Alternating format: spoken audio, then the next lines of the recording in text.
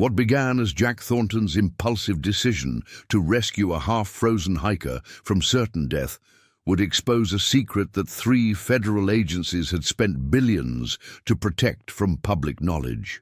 The catastrophic mountain blizzard that had threatened one man's life now served as the perfect cover for a military operation unlike anything the quiet community of Clearwater County had ever witnessed.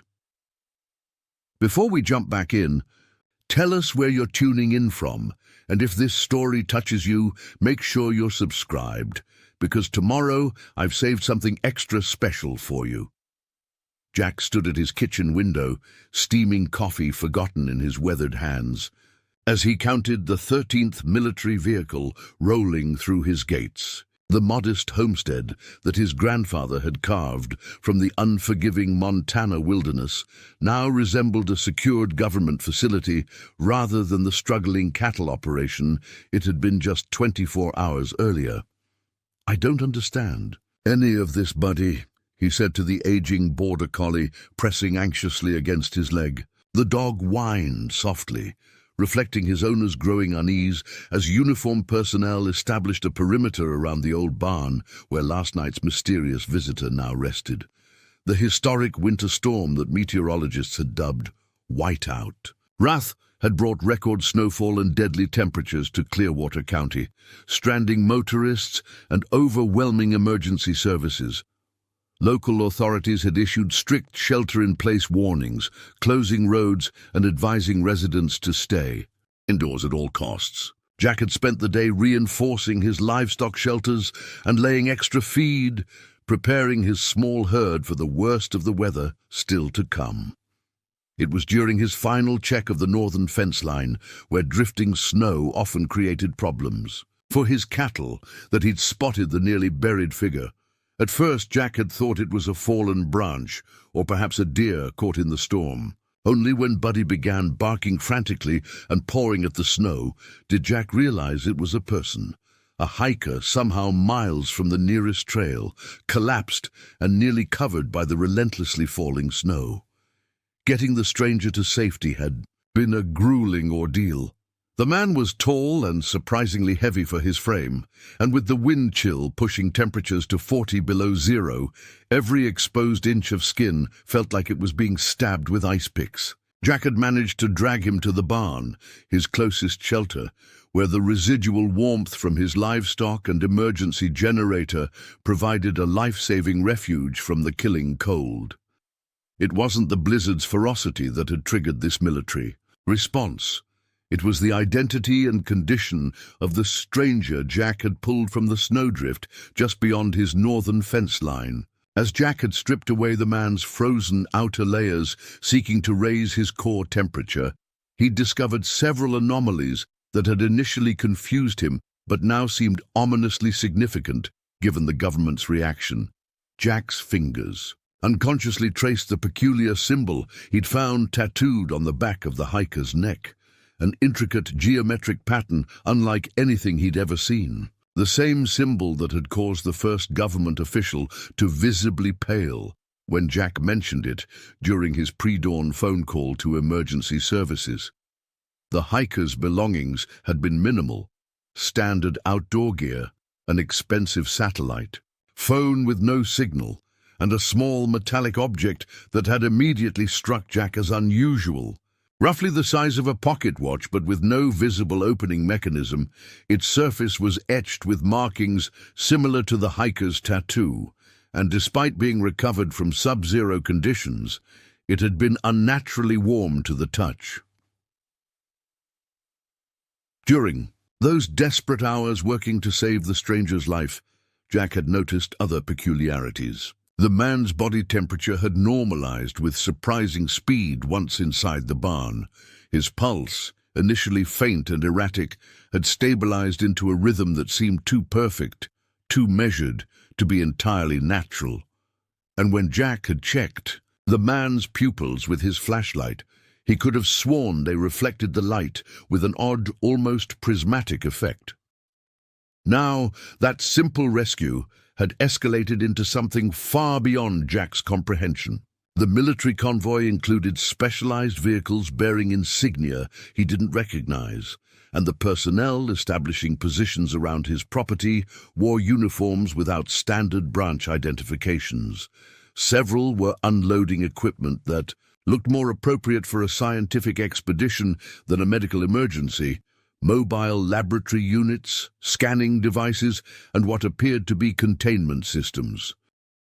The sound of helicopter rotors grew louder overhead, adding to the surreal transformation of his isolated family farm. A sleek black helicopter bearing no markings settled into his east pasture, the downdraft creating swirling vortices in the freshly fallen snow. From the aircraft emerged a tall woman in civilian clothes, her bearing unmistakably military despite the lack of uniform. She strode purposefully toward the house, flanked by two armed escorts whose expressions betrayed nothing as their eyes continuously scanned the surroundings. The precision of their movements and the quality of their cold weather gear suggested special forces training rather than standard military personnel. As she approached the porch, Jack stepped outside, determined to get answers about why his act of basic human decency had apparently triggered a national security response. Buddy remained at his side, his normally friendly demeanor replaced with wary vigilance. "Mr. Thornton," the woman called as she reached the steps. "I'm Colonel Alexandra Reeves, Defense Advanced Research Project's Special Division. Thank you for meeting me outside. It simplifies certain protocols." Jack nodded cautiously, noting how her escorts positioned themselves to maintain clear sightlines across his property. "Doesn't seem like I had much choice, Colonel. Your people have surrounded my home." "A precautionary measure, I assure you," she replied with practiced neutrality. "The situation requires certain security parameters that may seem excessive but are entirely warranted given the circumstances." "And what situation would that be?" Jack asked, his patience wearing thin. "I found a man half dead in a snowdrift and brought him inside instead of letting him freeze. Since when does basic human decency warrant a military occupation?" Something flickered across Colonel Reeves's face, a momentary break in her professional mask that might have been respect or perhaps concern. "Mr. Thornton, the individual you rescued is not who or what you think. For your safety and national security, I need you to brief me on everything that occurred from the moment you found him until our arrival." "Not who I think," Jack repeated, confusion mounting. "He's a hiker who got caught in a blizzard. He was barely conscious when I found him, suffering from severe hypothermia. I brought him to my barn because it was closer than the house. Got him warmed up and called emergency services when the phones came back online at dawn." Colonel Reeves studied him carefully. "Did he speak to you at any point? Share any information about himself or his purpose in this area?" Jack hesitated, recalling the strange moments when the man had briefly regained consciousness. He was delirious from the cold, muttered some things that didn't make sense, something about convergence parameters and breach protocols. "I figured it was just the hypothermia talking." He paused, remembering another detail. "There was one other thing. He grabbed my arm. At one point looked right at me and said, 'They can't be allowed to find it.' Then he passed out again." The colonel's posture stiffened almost imperceptibly. "And the object you mentioned to emergency dispatch, the metal device you found among his possessions, did you activate it in any way? Did it display any unusual properties?" A chill that had nothing to do with the winter air crept up Jack's spine. It was warm, unnaturally warm, considering it had been buried in snow for who knows how long, and there was a faint humming when I held it, almost too quiet to hear. He hesitated again. "Also, my phone and radio stopped working when I placed it on the workbench. They started again when I moved it to the shelf. What exactly is going on here, Colonel?" Instead of answering directly, Reeves handed him an official document, a temporary non-disclosure agreement with severe penalties prominently displayed in the opening paragraph. "Before we proceed further, I need your signature acknowledging and that everything from this point forward is classified at the highest level. Jack stared at the document, the surreal quality of the morning intensifying. The simple act of helping a fellow human being had somehow entangled him in something far beyond his understanding, something significant enough to bring military assets streaming to his isolated property within hours of his call to emergency services. As snowflakes began falling again from the heavy grey sky, Jack made a decision that would forever alter his understanding of the world and his place in it. He took the offered pen and signed, committing himself to whatever extraordinary revelation waited on the other side of his signature. "Now," he said, handing back the signed document, "tell me who I really rescued from that blizzard." Preparing and narrating this story took us a lot of time, so if you are enjoying it, subscribe to our channel. It means a lot to us. Now back to the story. Colonel Reeves gestured toward Jack's front door. "We should continue this conversation. Inside, Mr. Thornton. Some matters are better discussed away from open spaces and potential listening devices." Jack raised an eyebrow. "Listening devices? On my farm? We're 20 miles from the nearest neighbor." "Distance is no longer the barrier to surveillance it once was," she replied cryptically, her eyes scanning the tree line beyond his property. "And given what I'm about to share with you, privacy is essential." Inside the farmhouse kitchen, Jack's home felt suddenly unfamiliar with the Colonel's presence.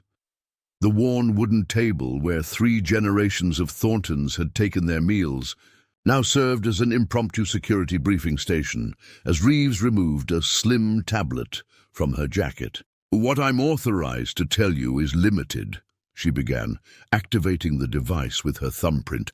"But given your direct contact with the subject and the object, you're entitled to certain information for your own safety."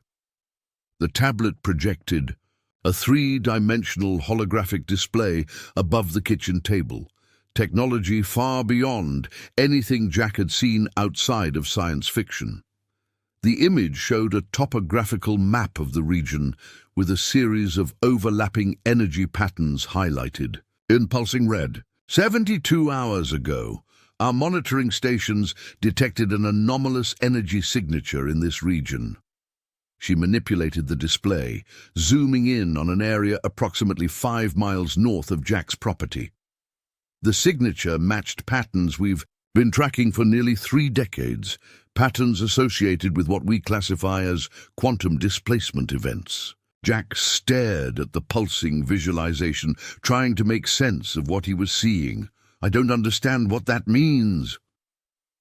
"In the simplest terms, Mr. Thornton, it means something or someone arrived in those mountains through means that defy conventional physics."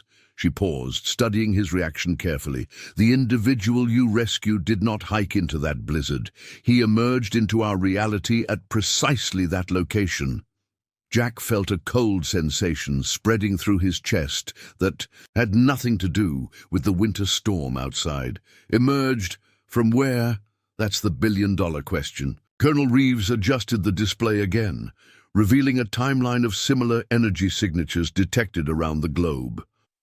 Since 1994, we've documented 47 such events. In 9 cases, we recovered physical evidence. In only 3 did we encounter actual entities. Your hiker is the 4th, and by far the most intact specimen we've encountered. The clinical terminology sent a wave of unease through Jack. "Specimen? You're talking about a human being?" Colonel Reeves met his gaze directly.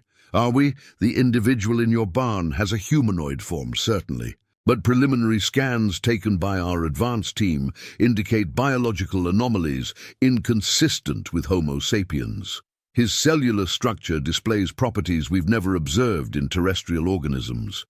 Jack's mind flashed to the strange prismatic reflection in the man's eyes, the too-perfect pulse, the unnaturally rapid recovery from hypothermia. "What are you saying? That he's some kind of alien?" "That terminology is imprecise and unhelpful," Reeves replied, her tone remaining measured.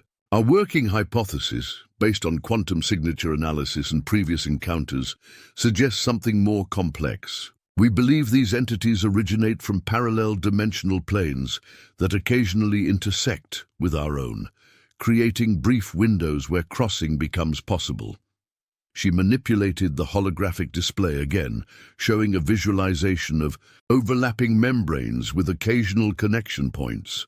These intersection events appear to correlate with specific astronomical alignments and geomagnetic conditions. The blizzard you experienced wasn't just a meteorological event. It was accompanied by the strongest geomagnetic storm recorded in this region in 50 years, creating perfect conditions for a trans-dimensional incursion. Jack sat back in his chair, struggling to reconcile this information with his understanding of reality. You're telling me parallel dimensions are real, and sometimes people from them, what, fall into our world? The mechanics are considerably more complex, but that's a serviceable simplification. Colonel Reeves nodded. What's remarkable about your visitor is his apparent coherence. Previous entities we've encountered were severely compromised by the transition. Their molecular structure destabilized, their cognitive functions irreparably damaged. Yet preliminary readings suggest this individual remains largely intact, both physically and mentally. The object I found with him, the metal device, is it related? Reeves' expression tightened slightly. We believe it's a stabilization mechanism, technology designed to facilitate dimensional transition while maintaining structural integrity.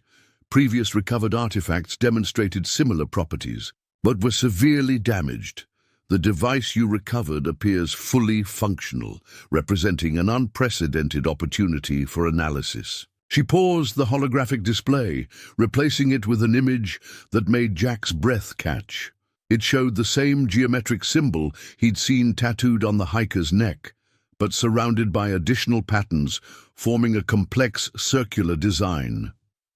This symbol has appeared at every documented intersection event.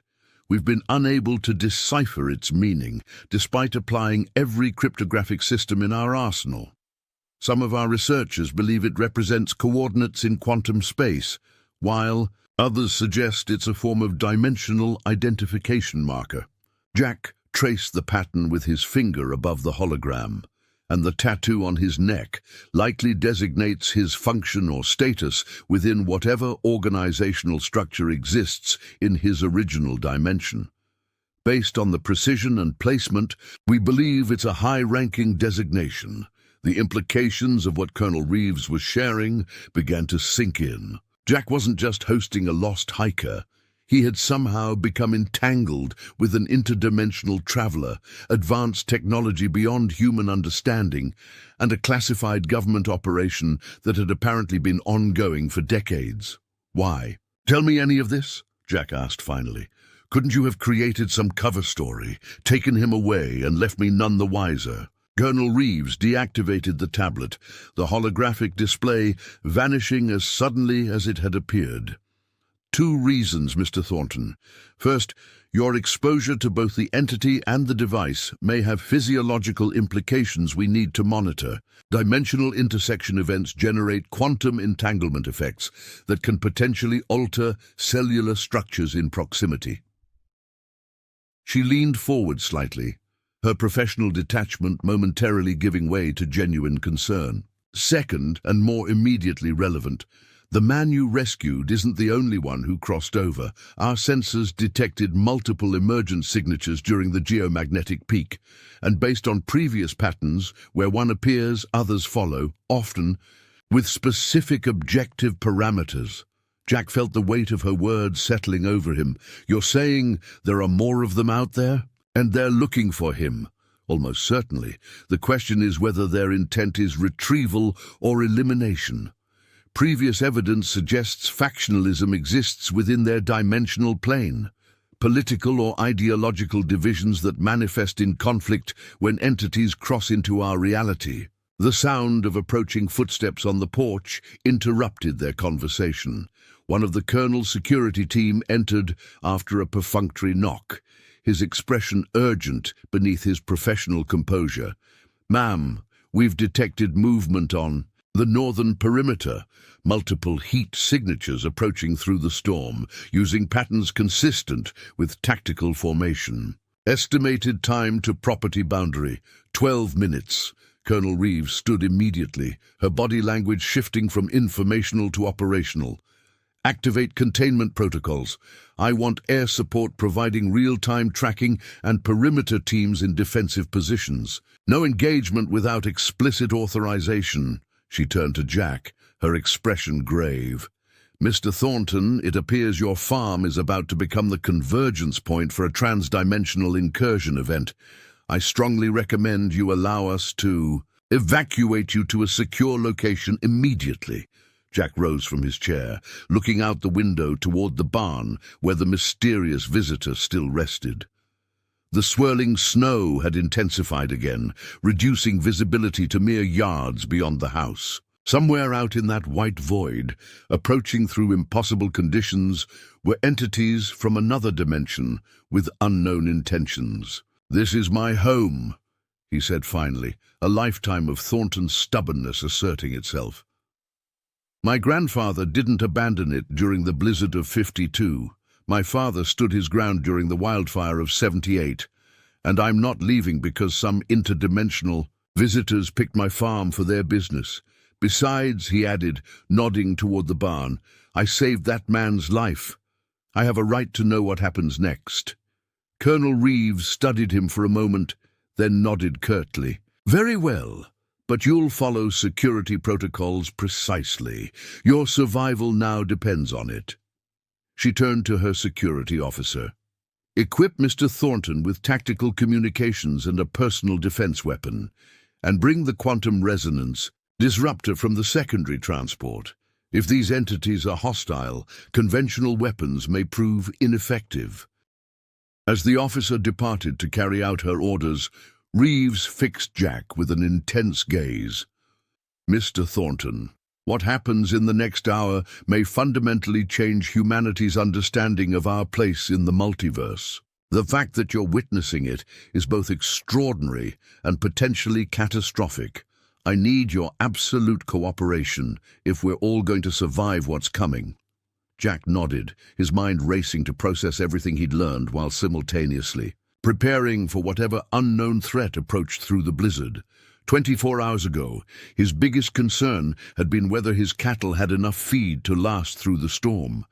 Now he stood at the threshold of a reality far more complex and dangerous than he'd ever imagined. "Just tell me what I need to do," he said, moving to the window where Buddy had begun growling softly, the dog's instincts already alerting to the approaching danger. Outside, military personnel moved with increasing urgency, deploying equipment and taking defensive positions around the property.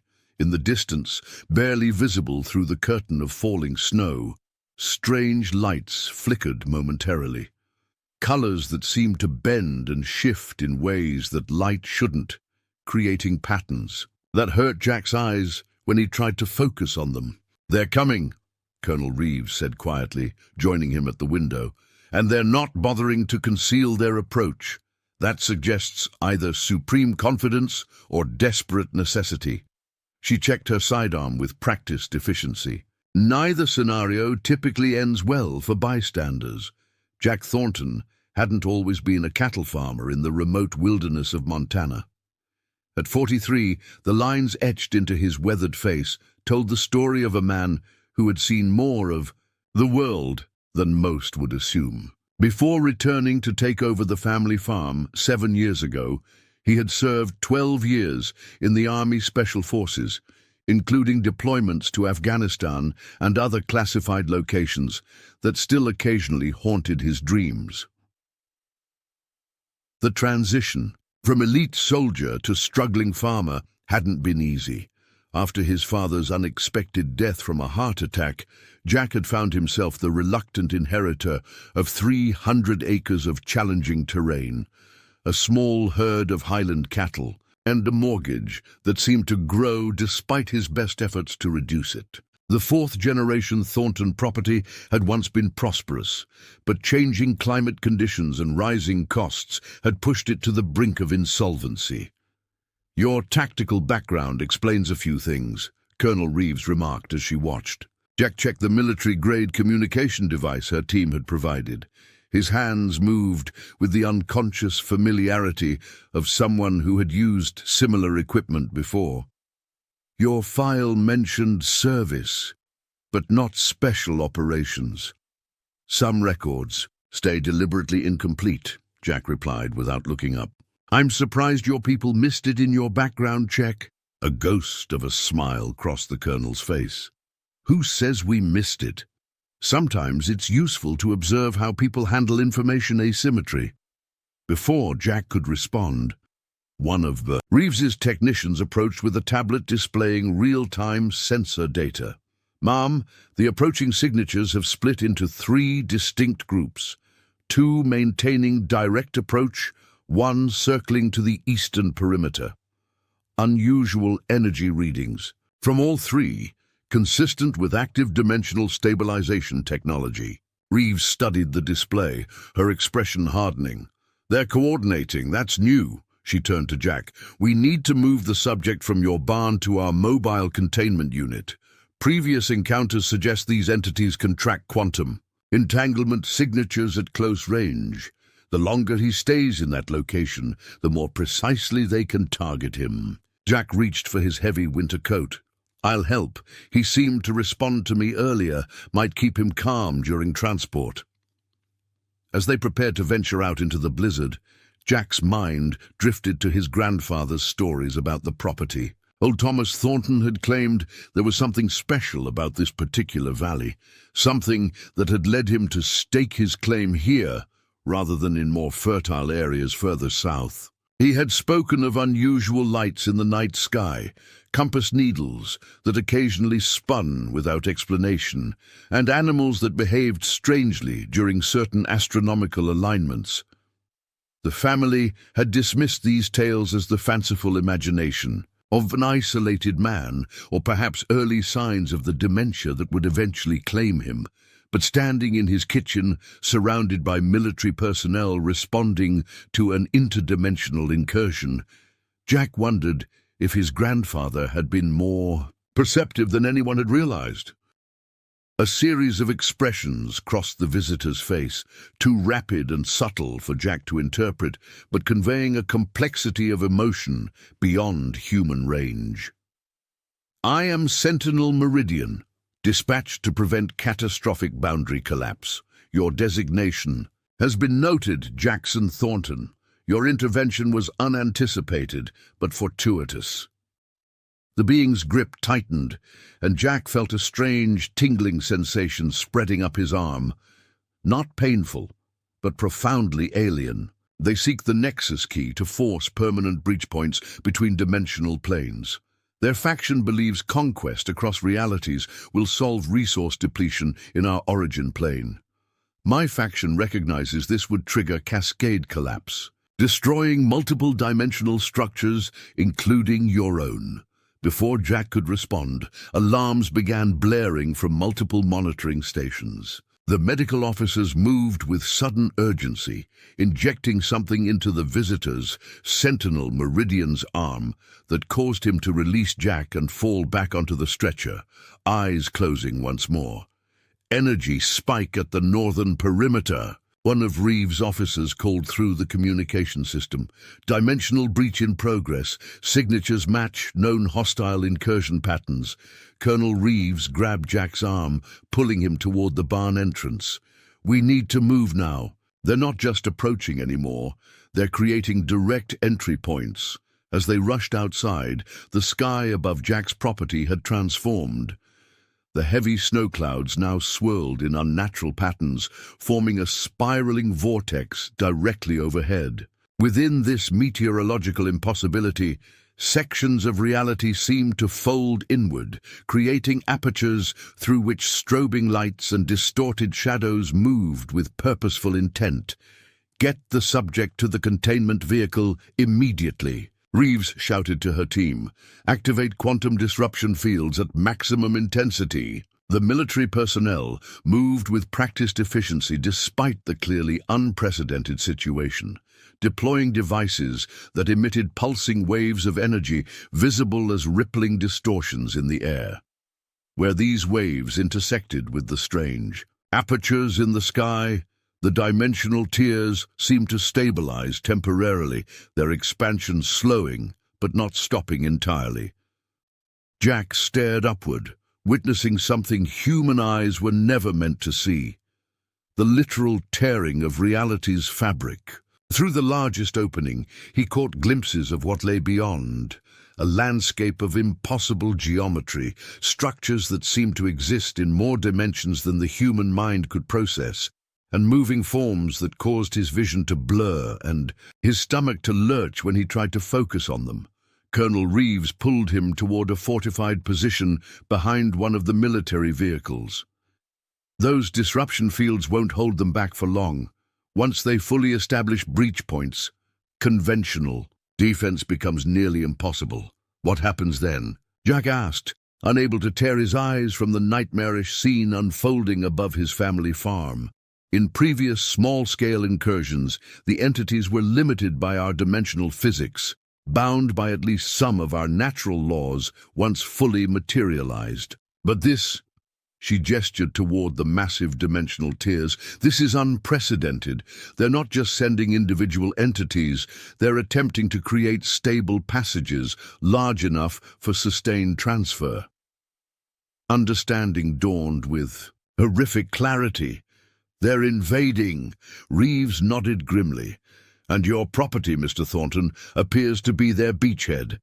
The first entity to fully emerge from the largest breach defied comprehensive description. It approximated humanoid form, but seemed to shift and reconfigure as it moved, limbs changing position and number in ways that hurt Jack's mind to observe. It descended toward the barn with fluid grace, trailing wisps of energy that dissipated in the swirling snow. Containment team, be advised, primary hostile entity has fully materialized. Reeves spoke into her communication device. Weapons free. Quantum disruption protocols authorized. Around the property, her personnel opened fire with weapons unlike any Jack had seen during his military service. Instead of bullets, they emitted concentrated pulses of energy that temporarily disrupted the shifting form of the entity, causing parts of its structure to destabilize before reforming. But the weapons didn't stop it, merely slowed its advance. As it moved with inexorable purpose toward the barn, where Sentinel Meridian was being transferred to the containment vehicle. They're after the device, Jack realized aloud. The nexus key, he mentioned. Reeves didn't respond directly. Her attention focused on coordinating her team's defensive efforts as more entities began emerging from the multiple breach points now visible around the property. Instead, she handed Jack a small metallic object, the device he had found with the visitor, now contained within some kind of specialized protective case. This cannot fall into their possession, she said with absolute conviction. If their incursion succeeds, take this and head for the western ridge. Coordinates are programmed into your communication device. Backup team will meet you there. The implication was clear. She didn't expect their current defensive position to hold. The situation had escalated beyond their prepared response capabilities, and contingency plans were already being activated. Jack stared at the device in his hand, suddenly understanding why his simple act of human kindness had escalated into what appeared to be the opening phase of an interdimensional war. Somehow, against all probability, he had stumbled into a conflict that spanned realities, rescuing a being whose mission directly opposed the forces now tearing apart the sky above his home. And now the fate of potentially multiple dimensions might rest on decisions he would make in the next few minutes. The military containment vehicle carrying Sentinel Meridian had barely cleared the barn when the first entity reached it. The being, if such a term could apply to something so profoundly alien, moved with liquid precision, its form continuously adjusting to optimize its advance despite the barrage of quantum disruption pulses targeting it. Where the energy weapons made contact, its structure temporarily destabilized into swirling patterns of light before reconstituting with apparent effort. "Containment team, divert to extraction point Delta," Colonel Reeves commanded through her communications device. "Defensive teams, establish perimeter around that vehicle at all costs." Jack watched in horrified fascination as the military personnel executed her orders with disciplined precision, despite the otherworldly nature of their opponents. These weren't inexperienced troops facing an unprecedented situation. They were specialized forces who had trained for exactly this scenario, however improbable it might seem to the outside world. A second entity emerged from a different breach point, this one manifesting as a constantly shifting geometric configuration that somehow conveyed purposeful movement despite lacking any recognizable limbs or features. It produced no sound audible to human ears, yet Buddy whined and pressed against Jack's leg, clearly distressed by sensory input beyond human perception. "They're communicating," Reeves noted, observing the interplay between the entities as they coordinated their approach toward the containment vehicle. "Tactical adaptation based on our defensive patterns. These aren't mindless drones. They're intelligent operators executing a mission plan." The snow-covered ground beneath the entities began to exhibit strange properties where they passed, crystalline patterns forming and then dissolving, vegetation briefly aging and decaying before rejuvenating in unnatural cycles.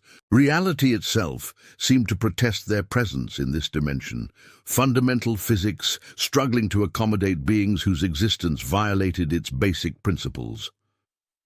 As the military forces engaged the first wave of interdimensional intruders, a new development emerged from the largest breach in the sky. Unlike the other entities, this arrival maintained a consistently humanoid form as it descended, a tall figure in what appeared to be form-fitting armor composed of materials that absorbed light rather than reflecting it.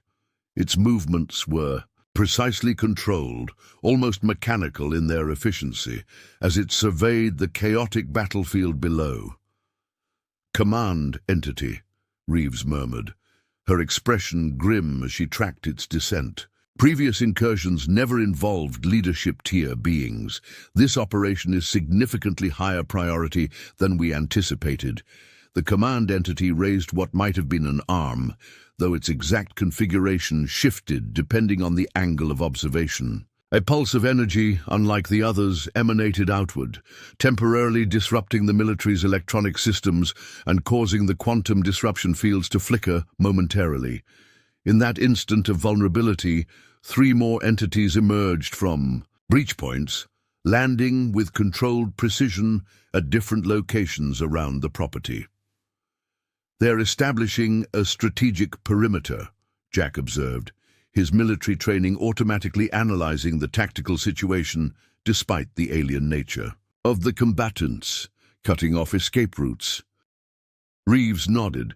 "Classic encirclement. Interdimensional travel may defy our physics, but tactical fundamentals apparently translate across realities." She adjusted settings on her communication device, switching to a backup frequency. "All units, electronic countermeasures deployed. Switch to backup systems immediately."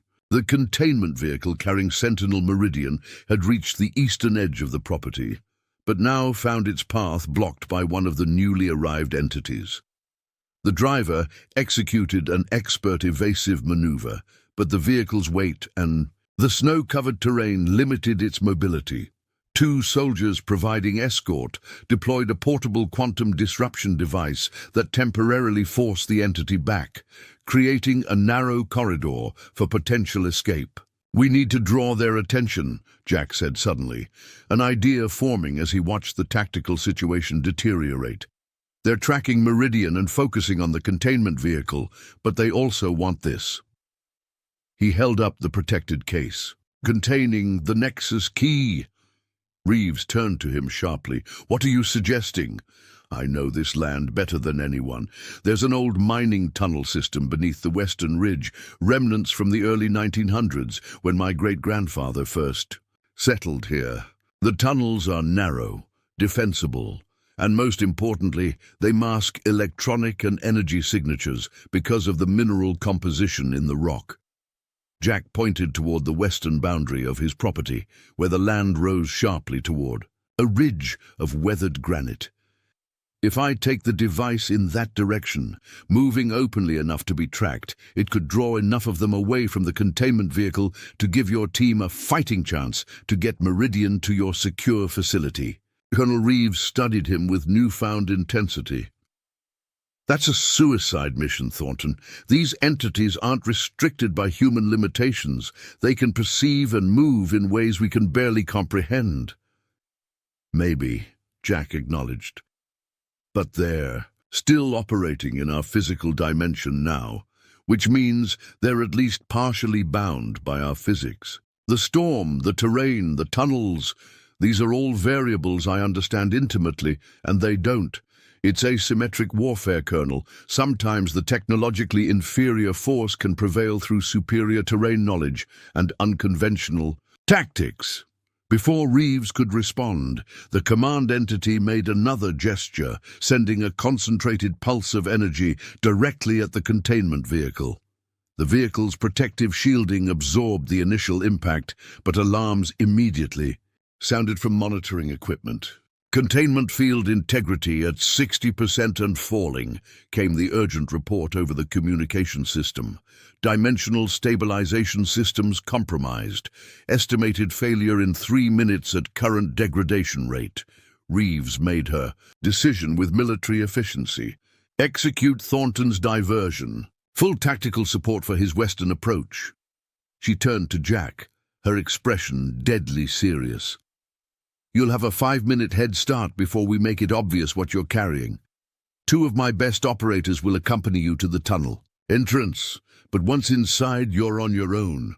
Our communications and weapon systems are compromised by the mineral deposits you mentioned." She handed him an additional device, smaller than a cigarette lighter but considerably heavier. "Last resort fail-safe. If they corner you and capture of the Nexus key becomes inevitable, activate this. It generates a localized quantum disruption field that will destabilize everything within a 30-foot radius, including the key, yourself, and any entities present." Jack weighed the device in his hand, understanding its purpose immediately. "A dead man's switch. We cannot allow them to secure dimensional transfer technology. The implications for this reality would be catastrophic." Reeves met his eyes directly. "I wouldn't ask this of a civilian, but your file indicates you've made similar calculations before in service to your country." Jack nodded grimly. Memories of impossible decisions made in distant combat zones briefly surfacing. Different battlefield, same fundamentals. He secured both devices in his coat's interior pockets, then knelt to address Buddy. The border collie had been his constant companion since returning to civilian life, helping him navigate the transition from soldier to farmer with unwavering loyalty. "Stay with the colonel, boy," he instructed, knowing the dog understood more than most humans gave him credit for. "You protect her, understand?" Buddy whined softly, clearly distressed by the separation, but sat obediently beside Reeves when Jack gave the hand signal for guard. "He's a good judge of character," Jack told Reeves as he rose. "Keeps him safe if anything follows me back." The colonel nodded, reaching down to briefly touch the dog's head. "We'll rendezvous at Extraction Point Echo if you make it through. Coordinates are in your comm device." "When I make it through," Jack corrected, checking his equipment one final time. "Thorntons don't abandon their land easily, Colonel. I fully intend to be here for spring planting." As Jack prepared to begin his diversion, the 2 operators assigned to escort him moved into position. Unlike the regular military personnel, these individuals wore specialized gear that seemed designed specifically for interdimensional combat. Adaptive armor that shifted configuration based on surrounding energy patterns, weapon systems more advanced than those deployed by the main force, and sensory equipment that apparently allowed them to perceive aspects of reality invisible to normal human perception. "Horizon team will cover your approach to the tunnel system," one of them explained, voice distorted through their advanced helmet system. "Once we confirm no immediate pursuit inside the tunnel entrance, we'll return to reinforce the main defensive position." Jack studied them briefly, recognizing the distinctive body language of elite special operations personnel, despite their futuristic equipment. "You've done this before. Fought them." The operator nodded once. "Jakarta, 2019. Quito, 2021. Smaller incursions, lower-tier entities. Nothing like this." There was a pause, then, "Good hunting, Thornton." As they prepared to move out, the battlefield situation continued to deteriorate. The command entity had now descended fully to ground level and was advancing methodically toward the containment vehicle. Where it passed, reality itself seemed to bend and distort, the rules of physics becoming increasingly malleable within its immediate vicinity. Normal matter responded unpredictably to its presence. Snow transformed into crystalline structures before sublimating directly into vapor. Plant life accelerated through growth cycles visible to the naked eye, and electronic systems failed in cascading patterns. Jack watched as the specialized military forces attempted to engage it directly, their quantum disruption weapons having minimal effect against this higher-tier entity. 3 soldiers in advanced armor configurations moved to intercept it, only to be caught in some kind of reality distortion field. Their movements slowed dramatically, as if they were suddenly moving through an extremely viscous medium, while the entity continued its advance at normal speed. "Time to move," Jack said, recognizing that the defense was failing faster than anticipated. "Make the approach obvious enough to be noticed, but not so obvious it looks deliberate." His escorts nodded in understanding, and they began their movement toward the western ridge. The blizzard provided some natural concealment, but they intentionally passed through several open areas where detection was likely, establishing a clear movement pattern that interdimensional observers would notice while maintaining plausible deniability about their true objective. As they pushed through waist-deep snowdrifts toward the ridge, Jack heard the distinctive sound of the containment vehicle's engines roaring at maximum output. The extraction team was making their move, while the command entity was temporarily occupied with the defensive forces. The diversion needed to work immediately to prevent pursuit. "Incoming energy signature," one of his escorts announced, the advanced sensor suite in their helmet detecting what human senses could not. "One entity breaking from main group, tracking our movement. Dimensional distortion patterns suggest mid-tier capacity." Jack increased his pace, pushing his body to its limits as they approached the rocky outcroppings that marked the beginning of the ridge. Behind them, through the swirling snow, a shimmer of distorted reality marked the approach of their pursuer, an entity that seemed to fold space around itself as it moved, covering ground with unsettling efficiency despite the challenging terrain. 30 seconds to tunnel entrance, the second escort reported, gesturing toward a narrow opening partially concealed by wind-sculpted snowdrifts. Entity closing rapidly. They reached the entrance with moments to spare, Jack ducking into the narrow passage that led into the abandoned mining system. The tunnel opening was barely 4 feet high, requiring him to crouch as he moved deeper into the earth. Behind him, his escorts took defensive positions, their weapons powered up to maximum capacity. "Go deep. Maintain radio silence unless emergency. Extraction is needed," one of them instructed. "We'll delay pursuit as long as possible, then fall back to secondary defensive position." Jack nodded grimly, understanding the likely sacrifice they were making. "Good luck." "For the record," the operator added, helmet turning slightly toward Jack, "what you're doing right now, volunteering for this mission when you could have evacuated, it's why the program exists, to protect people like you." Before Jack could respond, the environment outside the tunnel entrance distorted violently, snow and rock briefly behaving like liquid before reforming into impossible configurations. The pursuing entity had arrived. "Go!" the escort shouted in unison, their weapons discharging with blinding intensity as Jack plunged deeper into the tunnel system.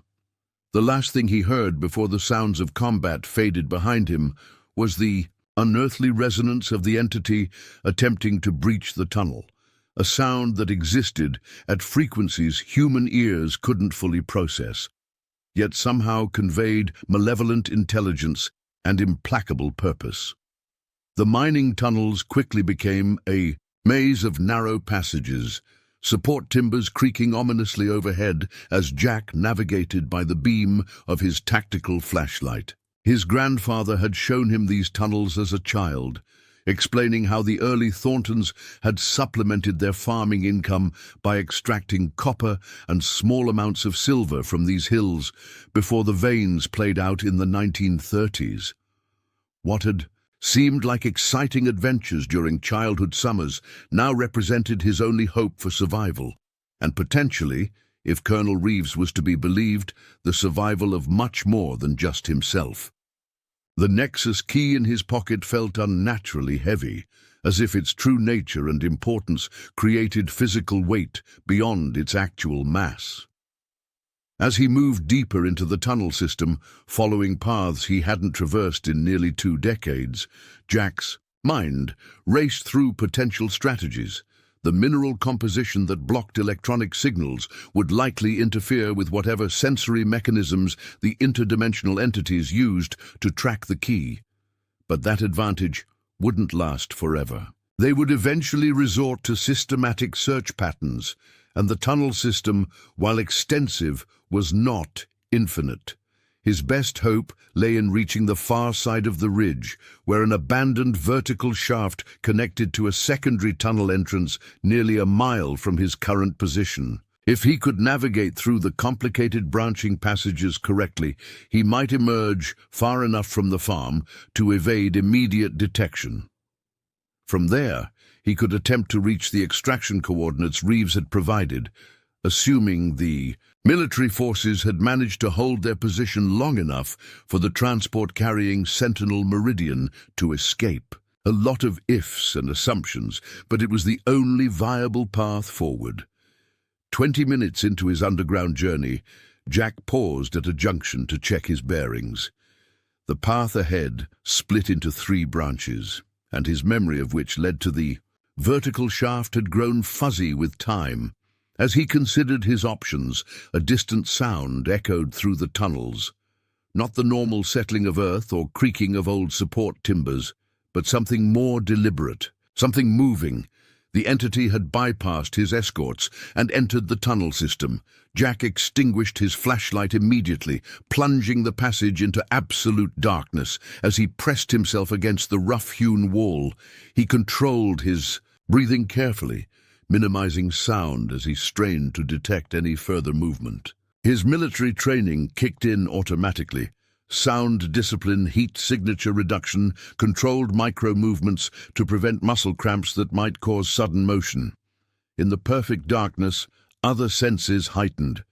The air carried a faint metallic tang that hadn't been present before, and the ambient temperature seemed to be dropping rapidly. Most disturbing was a subtle pressure change that made his ears pop repeatedly, as if the fundamental properties of space within the tunnel were being systematically altered. The entity wasn't just following him, it was transforming the environment. As it advanced, perhaps adjusting the dimensional properties of the tunnel system to better accommodate its alien nature. The realization sent ice through Jack's veins. This wasn't just a physical pursuit. It was a gradual appropriation of reality itself, With agonizing slowness, Jack began inching toward what he believed was the correct passage, moving entirely by touch and memory. The rocky floor beneath his hands felt unnaturally smooth in places, as if partially transmuted into something else by the entity's distant influence. Occasionally, small stones would briefly adhere to his fingers before falling away, their properties temporarily altered by whatever reality distortion field preceded, the entity's actual presence. As he navigated the darkness, Jack's mind returned to his grandfather's stories, tales he had dismissed as the fanciful imagination of an isolated old man.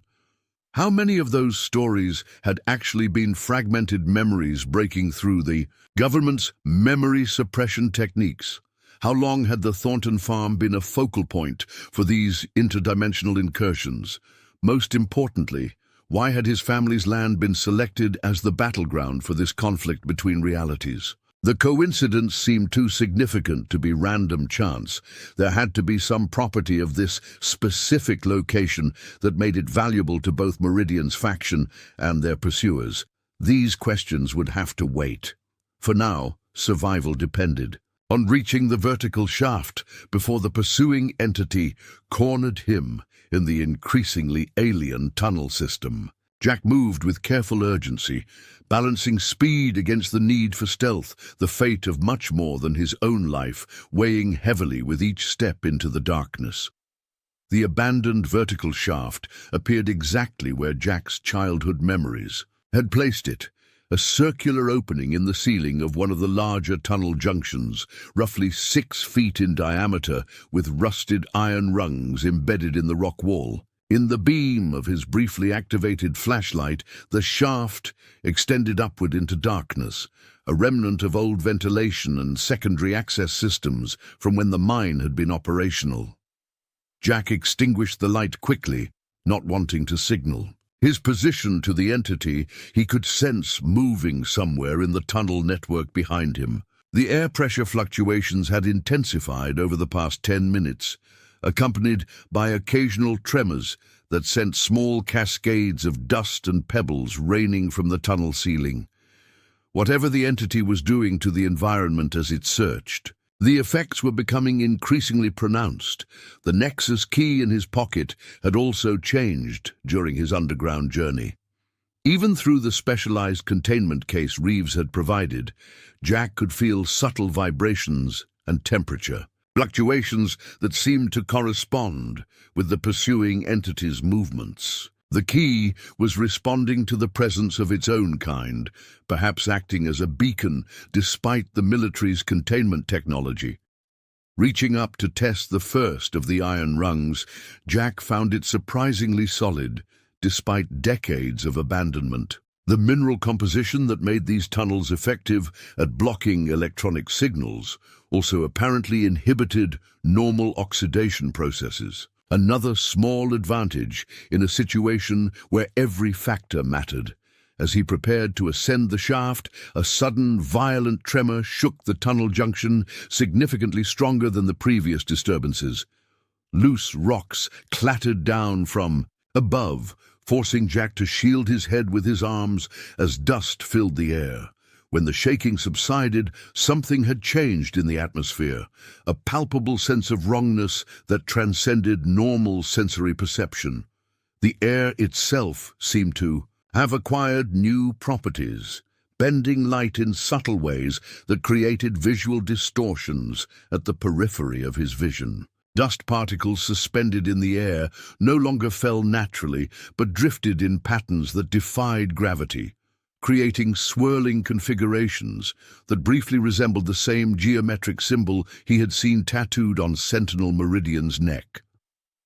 Jack understood with sudden clarity that the pursuing entity had stopped searching randomly and was now converging directly on his location. Whatever sensory methods it employed had finally penetrated the tunnel system's natural interference, perhaps aided by the key's increasingly active state. There was no more time for stealth or careful planning. Jack grabbed the iron rungs and, began climbing the vertical shaft as quickly as safety allowed, the darkness forcing him to feel for each handhold before trusting his weight to it. 60 feet of vertical ascent lay between him and the secondary tunnel entrance, a climb that would have been challenging under ideal conditions, now made treacherous by darkness, intermittent tremors, and the knowledge that an interdimensional entity was closing rapidly on his position. Halfway up the shaft, disaster struck. A particularly violent tremor shook the mountain just as Jack was reaching for the next rung. The iron bar tore loose from the rock wall, sending him scrambling for purchase as gravity threatened to pull him back down to the pursuing entity below. His left hand caught another rung, while his feet dangled momentarily over the abyss, shoulders screaming with the sudden strain of supporting his entire body weight with one arm. With desperate strength, Jack managed to secure his position and continue the ascent, though now moving more cautiously despite the urgency of his situation. Each rung required testing before committing his weight, slowing his progress as the atmospheric distortions below intensified, indicating the entity's approach. Finally, his outstretched hand encountered not another iron rung, but a horizontal edge, the top of the shaft. Jack pulled himself up and over with the last of his strength, rolling onto a stone floor covered with a thin layer of snow that had drifted in through the partially collapsed entrance ahead. Dim grey light filtered through the opening, still daylight, though the blizzard continued unabated outside. Jack had been underground longer than he'd realized, perhaps 2 hours based on the quality of light. He wondered briefly how the battle at the farm had progressed, whether Reeves and her forces had managed to extract Sentinel Meridian, whether Buddy was safe. No time for such thoughts now. The secondary tunnel entrance was 20 yards ahead, partially obstructed by a rockfall that had occurred sometime in the decades since he'd last visited.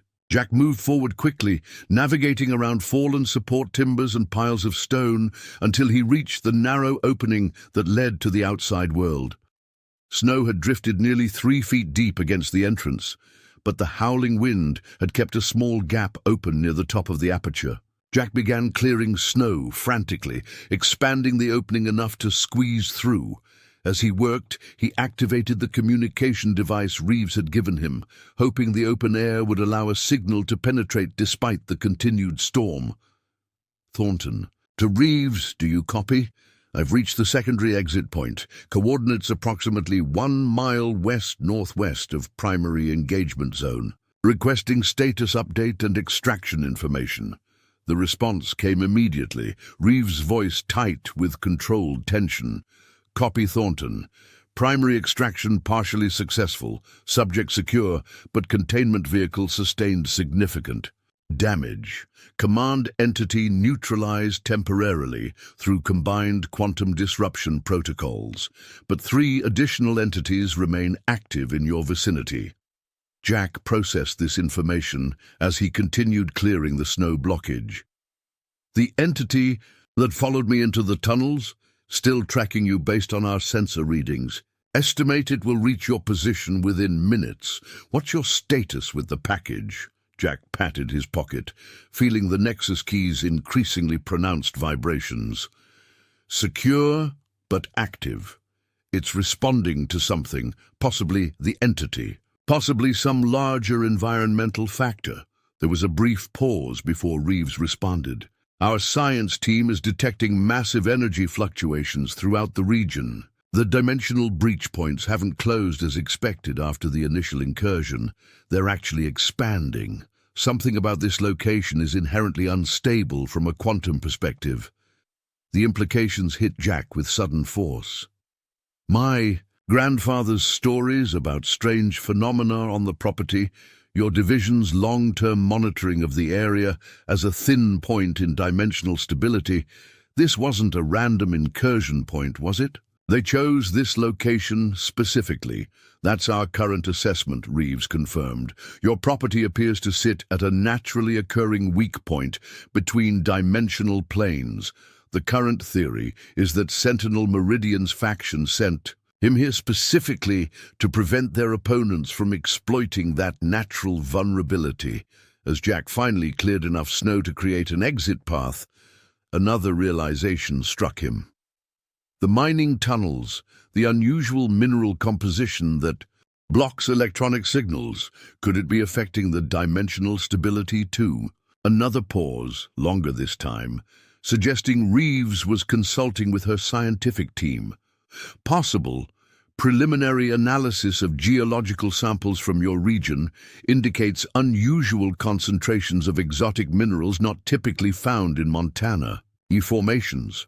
We've observed similar compositions at other incursion sites globally. Jack squeezed through the narrow opening, emerging onto the western slope of the ridge in the teeth of the continuing blizzard. Visibility was limited to mere yards, the swirling snow creating disorienting patterns that made it difficult to maintain direction. He pulled out the military-grade GPS unit from his equipment, checking the extraction coordinates Reeves had provided earlier. I'm approximately 2 miles from extraction point Echo, he reported, moving on foot through heavy snow with limited visibility, estimated travel time 40 minutes in these conditions. Negative, Thornton, Reeves responded immediately. New extraction plan. We're detecting a massive energy buildup centered on your farm. All indications suggest a critical dimensional breach event is imminent. Primary team is evacuating to minimum safe distance. You need to proceed to emergency extraction point Sierra instead, transmitting coordinates now. The GPS unit chimed as it received the new location data, a point much closer to his current position, less than half a mile along the ridgeline. Copy that. Moving to Sierra. What kind of extraction assets should I expect? Single VTOL craft, with minimal crew. Stealth configuration, limited defensive capabilities. They'll hold position for 5 minutes maximum. Any longer risks losing the aircraft to expanding dimensional instability. Jack began moving along the ridge, fighting through snowdrifts that sometimes reached his waist in the deeper areas. The key in his pocket had become uncomfortably warm despite the sub-zero temperatures, its vibrations now constant and increasingly intense. He could feel it affecting his immediate environment. Compass readings fluctuated wildly on his equipment, electronic displays occasionally glitched with strange symbols, and his perception of time seemed to stutter at irregular intervals, moments, briefly stretching or compressing in ways that left him disoriented. Colonel, the key is becoming increasingly unstable, he reported, affecting equipment and possibly local space-time. Could it be responding to whatever buildup you're detecting?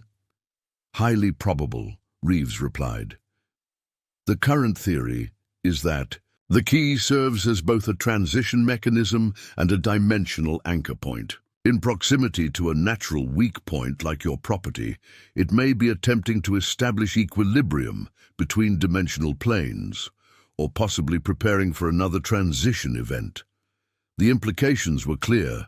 Jack wasn't just carrying a piece of advanced technology. He was transporting an active dimensional interface device that was responding to larger cosmic forces centered on his family's land. The weight of this responsibility pressed down harder than the physical burden of fighting through the blizzard. As he continued along the ridge, occasional breaks in the swirling snow allowed glimpses of the valley below, and the farm that had been in his family for generations. What he saw defied comprehension. The property was now encircled by what appeared to be a dome of energy, visible as distortions in the air that bent light around its perimeter. Within this boundary, colors existed that had no place in the natural world. Geometric patterns formed and dissolved in three-dimensional space, and occasional flashes of something that resembled lightning, but moved with deliberate purpose rather than random discharge. Most disturbing were the entities visible at various points around the perimeter at least 4 distinct forms that continuously shifted between states of matter as they probed the energy field surrounding the farm. They moved with clear purpose, coordinating their efforts despite their alien nature, searching for weaknesses in whatever barrier contained the dimensional instability. Jack's communication device crackled with urgent transmissions between military units, establishing a wider containment perimeter around the property. Terms like reality exclusion zone, dimensional quarantine protocols, and quantum stabilization failure painted a picture of a situation rapidly escalating beyond even the specialized unit's experience. Above it all, the sky itself had begun to change. The storm clouds directly over the farm had taken on unnatural configurations, swirling in patterns that defied meteorological explanation.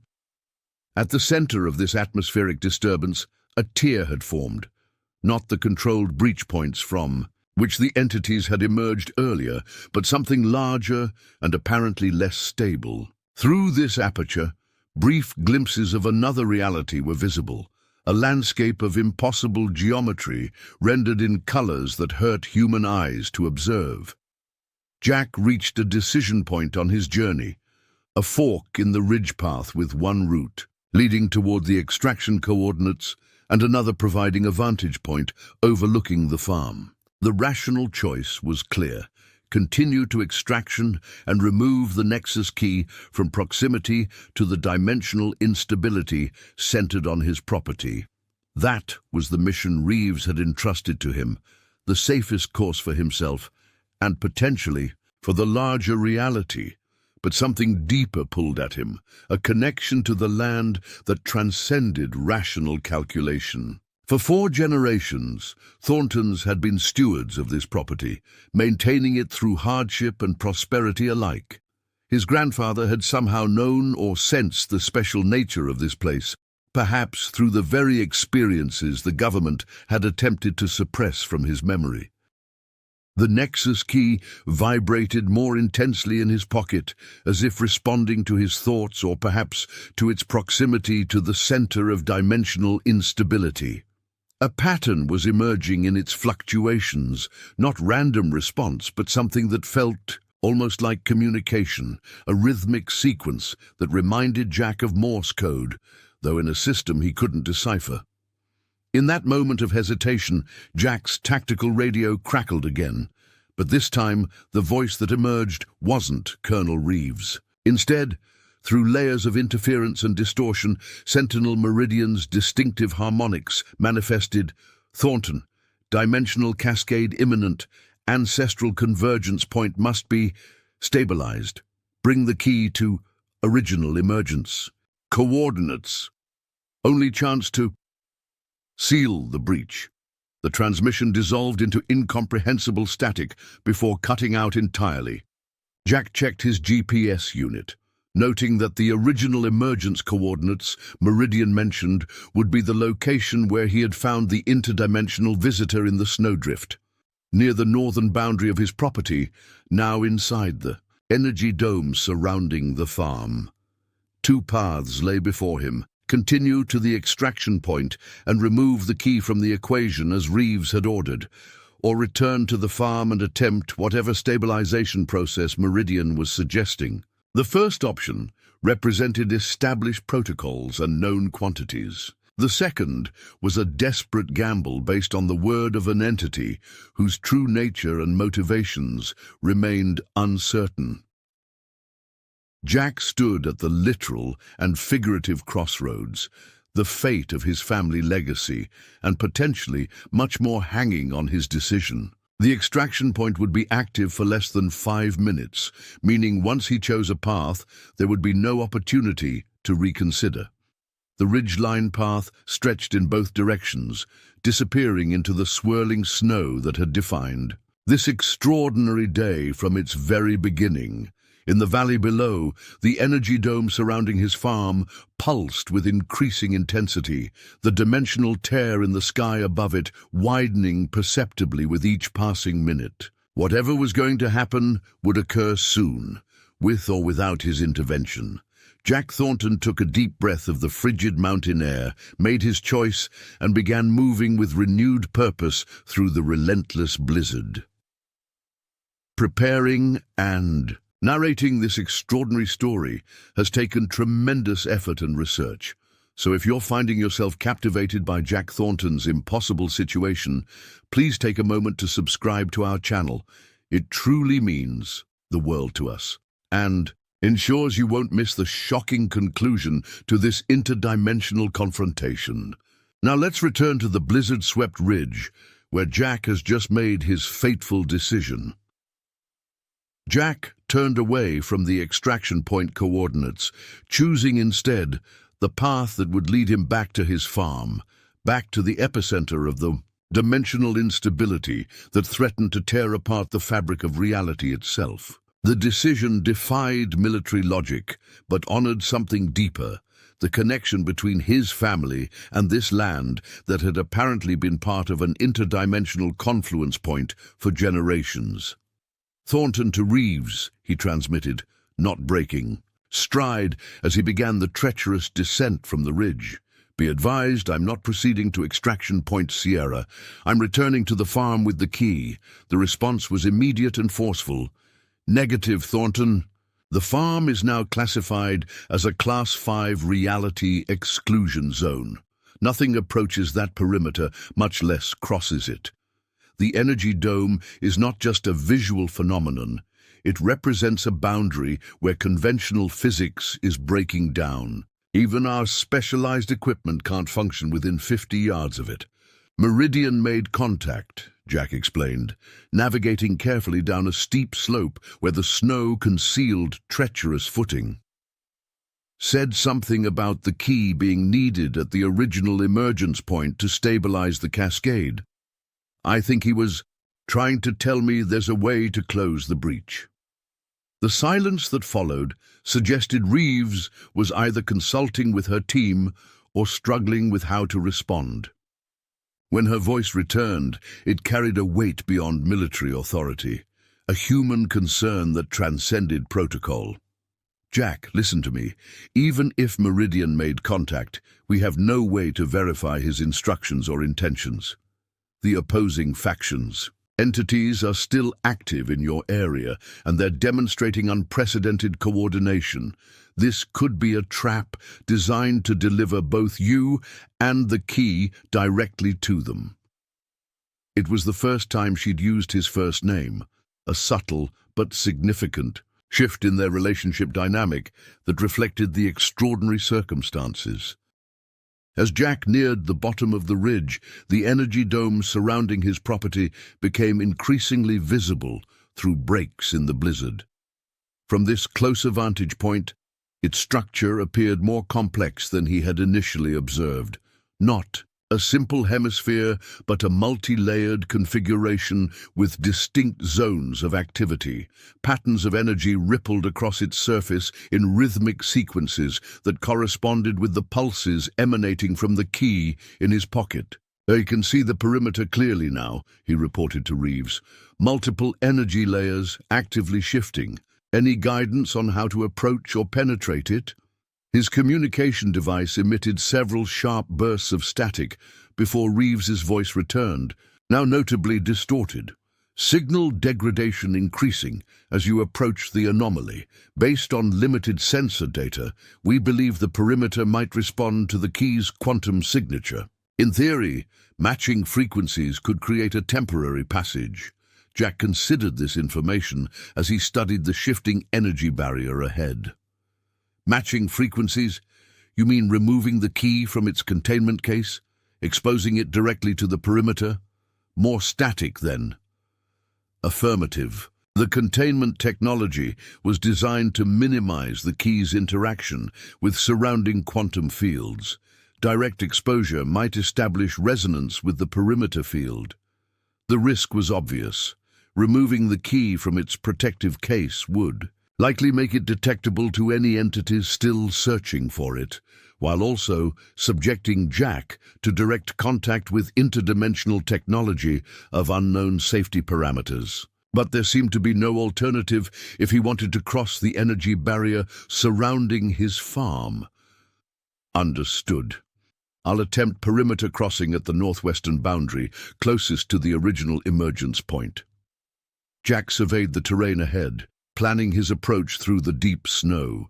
If I lose communication once inside, I'll proceed to Meridian's specified coordinates and attempt to use the key as directed. Reeves' response came through broken and fragmented. Backup protocol, dead man's switch, ultimate failsafe, before dissolving completely into unintelligible static. The communication link had degraded beyond functionality as Jack approached the perimeter of the dimensional anomaly. He was on his own now, about to enter a zone where the fundamental laws of physics were breaking down, carrying a device of incalculable power and mysterious function. The military forces that had surrounded his property hours earlier were nowhere visible, likely withdrawn to a safe distance as the situation had escalated beyond their containment capabilities.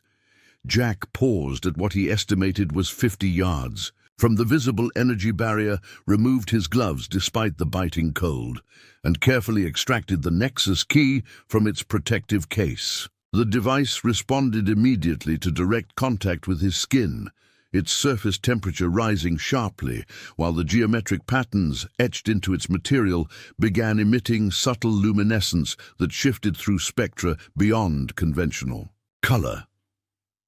The sensation of holding the unconstrained key was unlike anything Jack had experienced. Not simply physical warmth or vibration, but something that seemed to resonate directly with his consciousness. Images flashed through his mind with disorienting speed.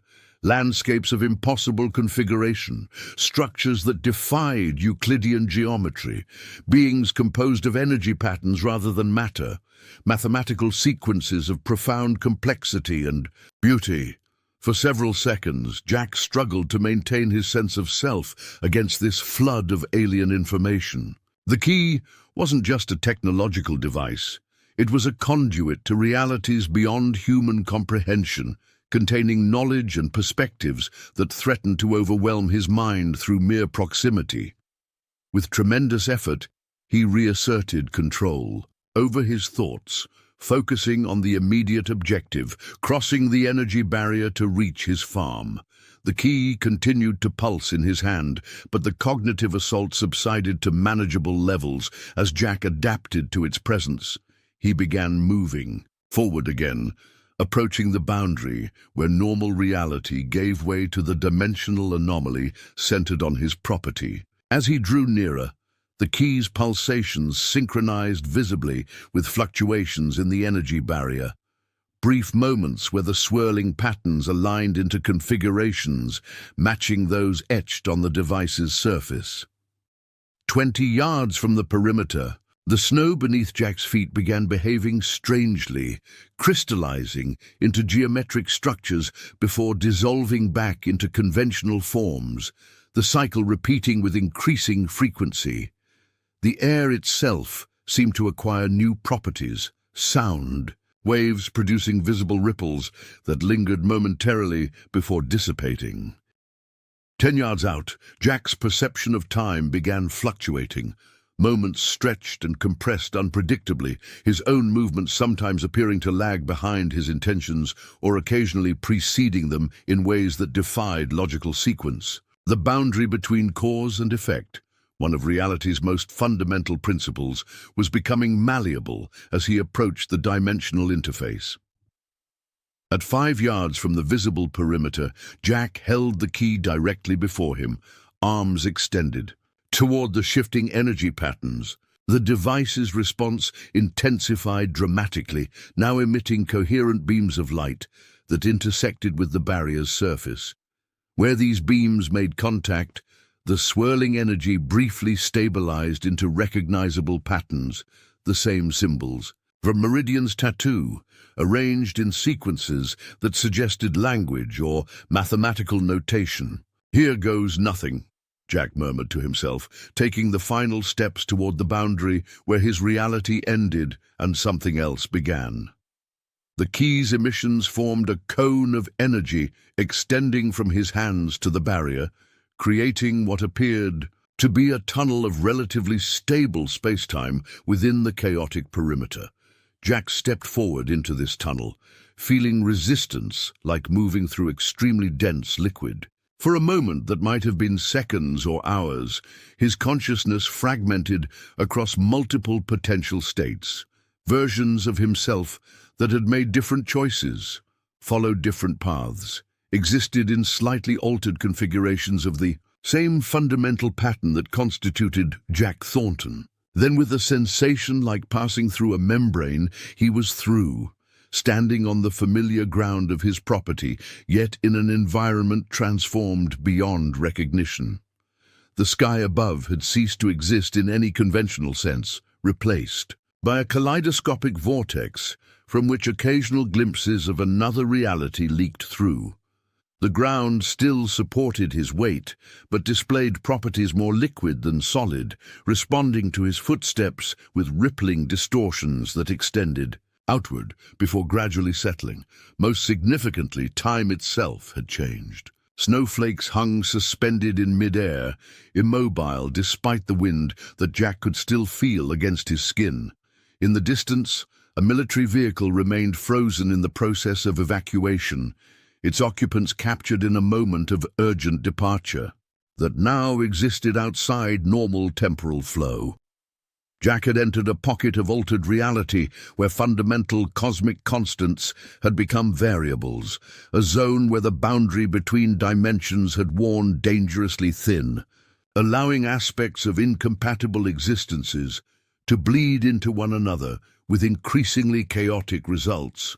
And somewhere within this maelstrom of collapsing reality paradigms was the specific location where he had first discovered Sentinel Meridian, the origin point where, according to the interdimensional visitor, the key might be used to seal the growing breach between worlds.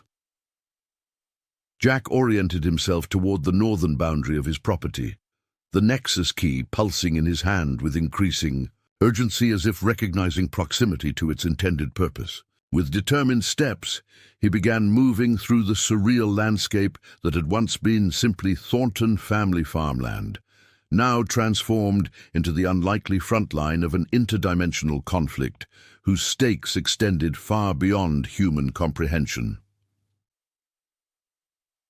The clear northern boundary of Jack's property had transformed beyond recognition. Where once stood a simple barbed wire fence marking the transition to national forest land, now existed a zone of reality in profound flux.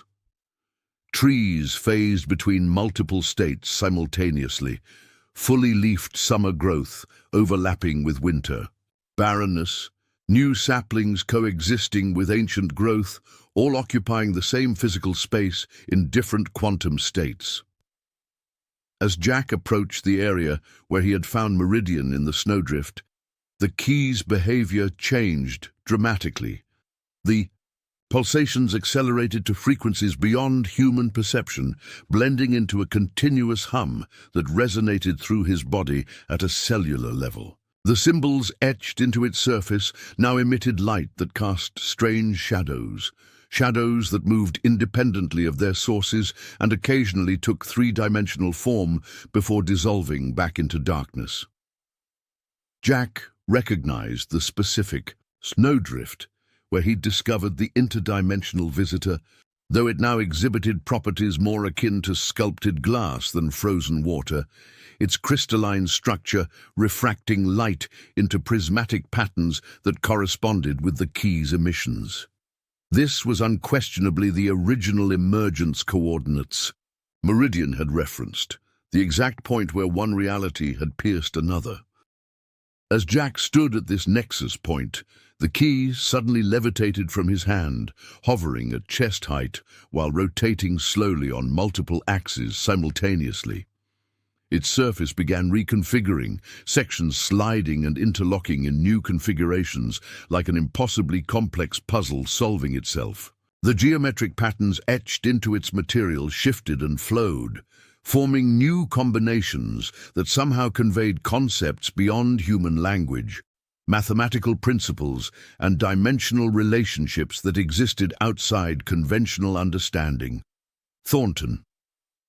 The voice came from behind him, a voice with the same unusual harmonics he had heard in the barn, resonating directly in his mind rather than traveling through air as sound waves. Jack turned to find Sentinel Meridian standing 20 feet away, his form more overtly alien than it had appeared during their first encounter.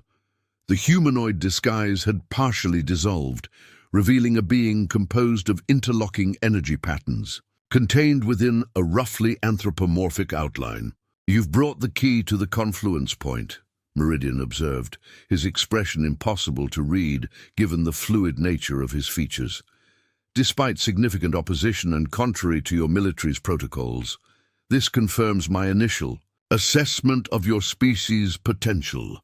Jack maintained his position beside the hovering key, instinctively wary despite having chosen to follow Meridian's instructions. "I'm here because you said this was the only way to close the breach, to prevent whatever catastrophic collapse your enemies are trying to trigger."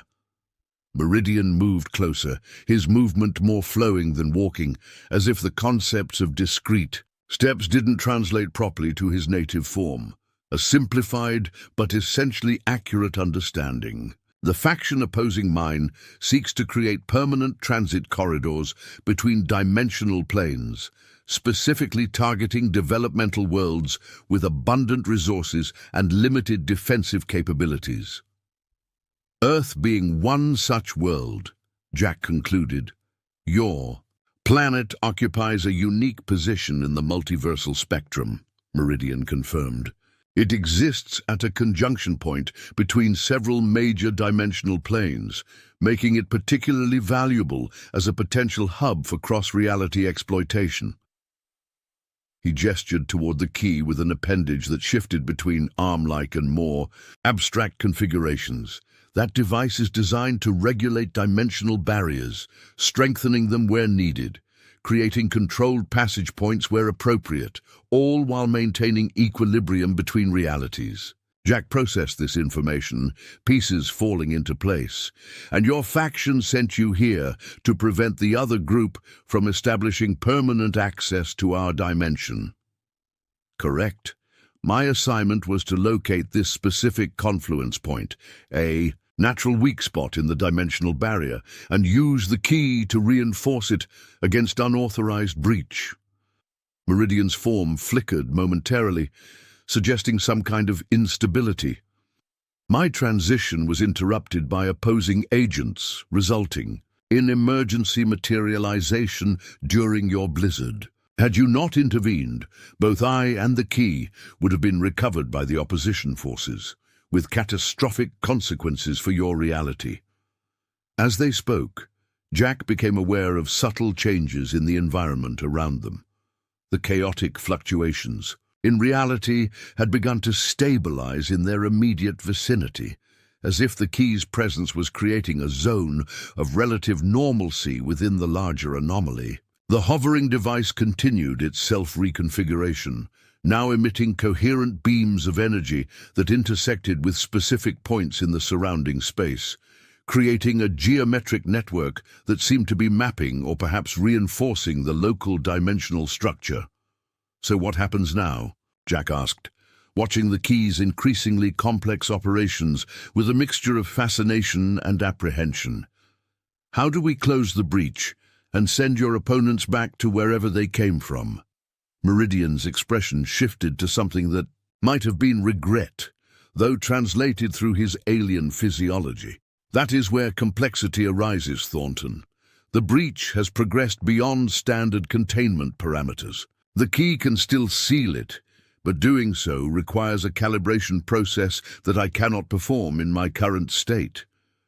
For the first time, Jack noticed that Meridian's form wasn't simply alien. It was damaged, portions of his energy pattern displayed, irregularities, sections where the intricate configurations broke down into chaotic fluctuations before being temporarily re-established. The interdimensional traveler was maintaining his coherence through what appeared to be tremendous effort. "You're injured," Jack observed. "The transition damaged you." Correct. My physical matrix sustained critical disruption during emergency materialization. I am maintaining functional coherence, but lack the precision necessary for key calibration. Meridian's tone shifted, conveying what seemed like earnest intent despite its unusual harmonics. This is why I contacted you, rather than your military command structure. The key must be calibrated by an entity with sufficient connection to this specific confluence point. Jack felt a chill that had nothing to do with the surrounding blizzard. And you think that's me, because I own this land? Your connection transcends mere ownership, Thornton.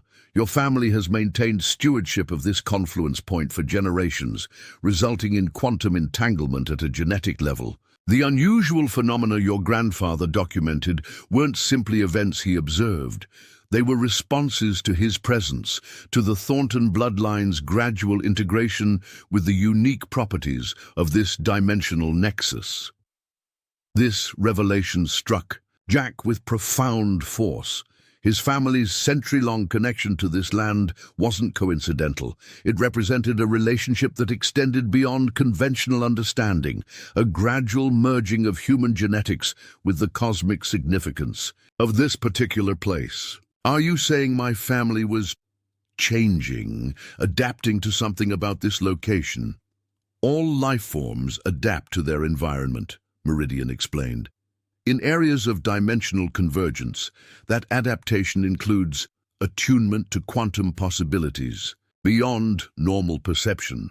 Your military's studies of your grandfather detected this attunement but misinterpreted its significance, viewing it as passive response rather than active synchronization. The implications were staggering.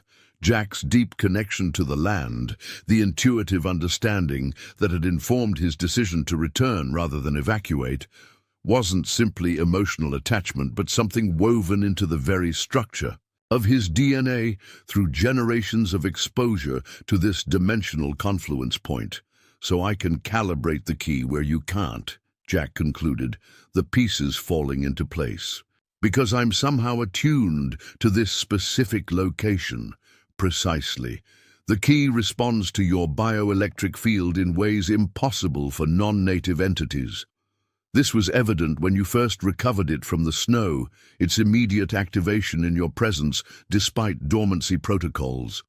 As if responding to this discussion, the hovering device emitted a pulse that expanded outward in concentric rings, temporarily stabilizing reality in a wider radius around them.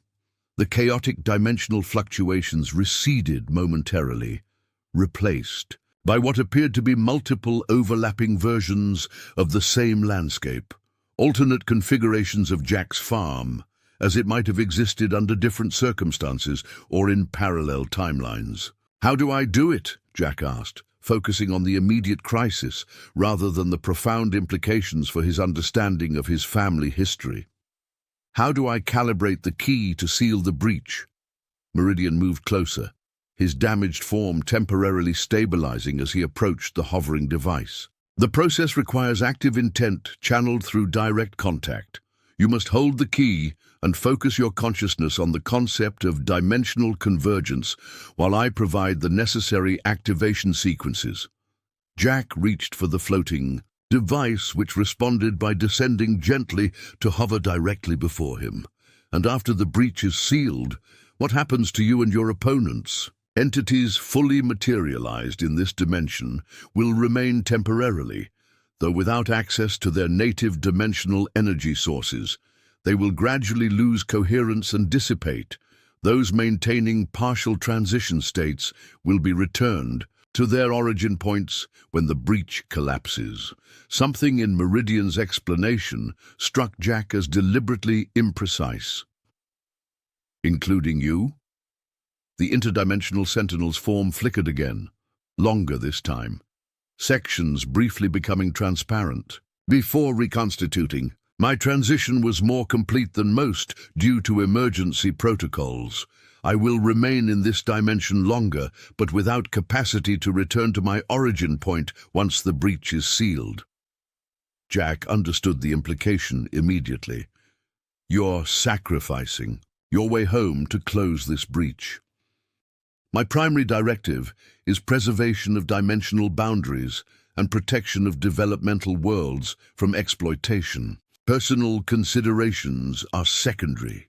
Meridian's tone carried no self-pity, only matter-of-fact acceptance of his situation. The opposition faction must be prevented from establishing permanent transit corridors. The potential consequences extend far beyond my individual existence. Before Jack could respond, a violent distortion rippled through the surrounding reality field. The temporary stability created by the key's presence shattered as new breach points formed in the sky above, smaller than the main dimensional tear, but more precisely controlled. Through these apertures, entities began emerging, similar to those Jack had observed earlier, but moving with more deliberate purpose, their forms maintaining greater coherence in Earth's dimension. Opposition forces have detected the key's activation. "A sequence," Meridian announced, his damage form shifting to a more defensive configuration. "They are deploying specialized transition units designed for direct intervention." Jack watched as three entities descended toward their position, their forms resembling the command entity he had observed earlier, humanoid in basic outline but composed of constantly shifting patterns that defied complete visual processing.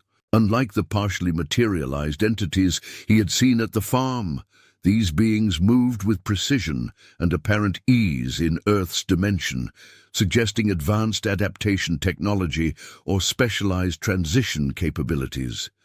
"They cannot be allowed to acquire the key," Meridian stated, interposing himself between Jack and the approaching entities. "Begin the calibration sequence immediately. I will attempt to delay their intervention." Jack hesitated, realizing he was about to commit to a process he didn't fully understand, with implications that extended far beyond his personal safety. "How will I know what to do?" "The key will guide you once activation begins. Your genetic attunement to this confluence point will provide the necessary interface." Meridian's form expanded, energy patterns reconfiguring into a more defensive arrangement. "But you must act now, Thornton. The window for controlled breach closure is rapidly diminishing." The approaching entities had now landed, forming a triangular formation approximately 50 yards from Jack's position. They moved with coordinated purpose, their forms occasionally blurring as they shifted between different states of materialization to optimize their advance through the distorted reality. Surrounding the farm, Jack made his decision, reaching out to grasp the hovering key with both hands. The device responded instantly to his touch, its surface reconfiguring once more as it molded itself to his grip. Energy surged through his body, not painful but overwhelming in its intensity, carrying information at a rate and density his conscious mind couldn't process. Images and concepts flooded his awareness, dimensional mathematics far beyond human theoretical understanding, the complex interplay of quantum fields that separated and defined distinct realities, the precise nature of the confluence point beneath his family's farm and its significance in the larger multiversal structure. Knowledge that should have taken lifetimes to comprehend, compressed into moments of direct, experiential understanding. As this information transfer accelerated, Jack felt himself changing, not physically but perceptually, his consciousness expanding to encompass awareness beyond human sensory limits. He could now perceive the approaching entities not just visually, but across multiple sensory spectra simultaneously, understanding their composition and purpose with intuitive clarity that transcended his previous limitations.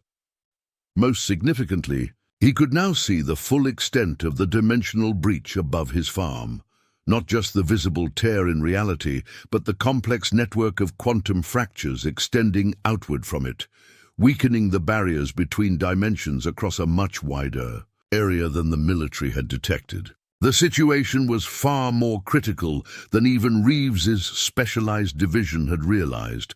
with catastrophic failure points developing throughout the dimensional boundary surrounding Earth. They're not just trying to create a transit corridor. Jack realized the knowledge emerging from his expanded awareness. They're attempting to merge dimensional planes, to bring parts of their reality directly into ours. Meridian, now engaged in direct confrontation with the approaching entities, confirmed this assessment. Correct. The opposition faction's ultimate objective is assimilation rather than mere access, permanent integration of compatible dimensional segments to expand their territory and resource base. The implications were apocalyptic, not simple invasion, but fundamental reality reconfiguration on a planetary scale. Earth wouldn't just be conquered, it would be partially transformed into an extension of another dimensional plane, with physics, biology, and consciousness itself altered to accommodate the merger. With this understanding came clarity about the key's true purpose and the role Jack now needed to play in its activation. The device in his hands wasn't simply a tool, but an integral component in the multiversal structure, a regulatory mechanism designed to maintain appropriate separation between dimensional planes while allowing necessary exchange of energy and information. Jack felt his consciousness fully synchronize with the key, his family's generations-long attunement to this confluence, point providing the precise interface needed for its operation. With newfound clarity, he understood exactly what needed to be done to seal the breach and prevent the catastrophic merger of incompatible realities. As Meridian fought to hold back the opposition entities, Jack began the calibration sequence. Not through mechanical manipulation of the device, but through focused intent channeled directly from his consciousness into the key's operational matrix. The process felt simultaneously alien and deeply familiar, as if he was remembering a procedure rather than learning it for the first time. The key responded to his guidance, emitting precisely configured energy patterns that began restructuring the dimensional boundary surrounding the farm. Reality itself seemed to flex and then gradually strengthen as the quantum fractures started to heal under the key's influence, the tear in the sky above slowly beginning to contract rather than expand. This was the moment of truth, the culmination of choices that had begun with a simple act of human compassion during a Montana blizzard and now extended to the preservation of Earth's dimensional integrity. As Jack Thornton, unlikely guardian of a cosmic confluence point, directed the key's immense power toward healing the breach between worlds, he found himself at the center of a conflict whose stakes transcended human comprehension, yet embodied the most fundamental aspects of humanity's place in the multiversal structure. As Jack channeled his consciousness through the nexus key, time itself seemed to stretch and compress around him. The opposition entities closed in, their forms shifting between states of matter as they coordinated their approach. Meridian, his damaged form flickering with increasing instability, stood as the last barrier between Jack and their advance. The calibration sequence is at 70%, Meridian communicated directly to Jack's mind. Maintain focus. The boundary restructuring has begun. Jack could feel the truth of this statement through his expanded awareness. The dimensional tear above the farm was contracting, its edges knitting together as the key's energy patterns restored. Proper separation between realities. But the process wasn't happening fast enough. The opposition entities would reach him before the sequence completed. "I cannot maintain defensive position much longer," Meridian warned, his form now barely holding coherence as he engaged the lead entity in direct energy confrontation. "My structural integrity is failing." In that critical moment, an unexpected intervention occurred. From beyond the energy dome surrounding the property, a coherent beam of quantum disruption energy sliced through the dimensional distortion field, striking the nearest opposition entity with devastating precision. The entity's carefully maintained form shattered instantly, its component energy patterns dispersing into chaotic configurations before dissolving entirely. Jack recognized Colonel Reeves's handiwork immediately, some experimental weapon deployed. From outside the anomaly zone, targeted with remarkable accuracy despite the spatial distortions surrounding the farm. 2 more precision strikes followed, forcing the remaining opposition entities to redirect resources from offense to defensive. Reconfiguration, this momentary advantage was all Jack needed. With renewed concentration, he accelerated the key's calibration sequence, directing its immense power toward the dimensional breach with focused intent born from generations of his family's unconscious attunement to this cosmic confluence point. The key responded to his guidance, emitting a pulsing wave of energy that expanded outward in concentric rings, each one restructuring reality as it passed. The chaotic elements of the dimensional tear began reorganizing into ordered patterns, the breach contracting rapidly as proper boundaries reasserted themselves between incompatible realities. "Final sequence initiated," Meridian announced, his damaged form now positioned directly beside Jack. "Breach collapse imminent, but the key requires an anchor point to complete the sealing process. A consciousness capable of maintaining dimensional integrity after active regulation ends." Jack understood the implication instantly.